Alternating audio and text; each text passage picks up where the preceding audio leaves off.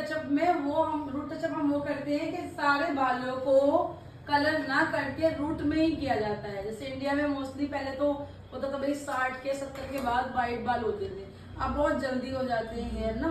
तो root touch-up तब होता है, ये ज्यादातर क्या होता है कि 20-25 दिन में जो हमने कलर किया है दोबारा से हमारे रूट से आ जाएगा, तब उसको हम रूट टचअप बोलेंगे। हम जो कलर देंगे नीचे लेंथ में ना देके सिर्फ रूट्स में ही देंगे तो उसको बोलते हैं रूट टचअप। समझ गए? ये नेचुरली है।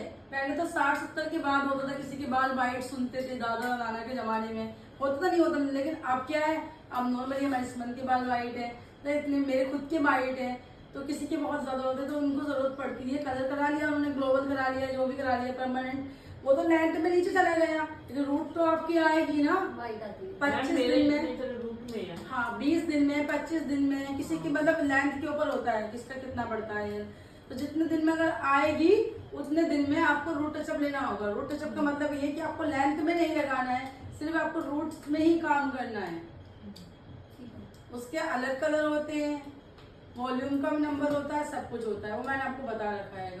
अब बात आती है रूट टचअप में फैशन शेड की, तो यहाँ पे देखिए अलग अलग फैशन शेड होते हैं, लेकिन फैशन शेड में भी हमें बेस कलर को मिक्स करना होगा तभी रूट टचअप काम करेगा। और हमने पूरा फैशन शेड से रूट टचअप कर दिया तो हमारे जो ग्रे हेयर है वो कवरेज नहीं होंगे।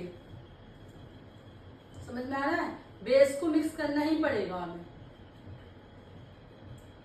3 नंबर बेस, जैसे देखो इधर देखो, 20% grey natural base, 3 number dark base करेंगे ना हम शेड, तो इसमें आ जाएगा 6 पॉइंट क्या है 3 4, तो 3 आ गया ना बीच में। तो हमने बेस को भी मिक्स करना पड़ेगा हमें फैशन शेड में, तब जाके हमारा ग्रे हेयर कवरेज होगा। कोई कहता है ना कि मैम मुझे जो है फैशन शेड जो मैंने अपने लेंथ में एस कराया या ग्लोबल जो भी कराया है वो मिलता जुलता होना चाहिए, तो हम क्या करेंगे उसमें थोड़ा सा बेस कलर जरूर ऐड करेंगे, बेस के साथ ही काम करेंगे, वरना उसका जो व्हाइट बाल है वो कवरेज ही नहीं होगा 100%।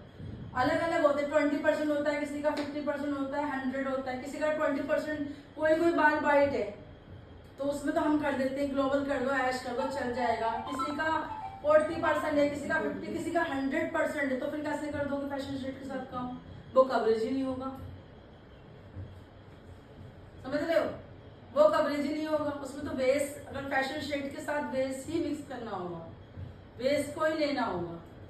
3 नंबर बेस ले सकते हो, या अगर पहले उनको ब्राउन कलर करा रखा उन्होंने तो 3 नंबर शेड में रूट टचअप कर दो, 4 नंबर के शेड से कर दो।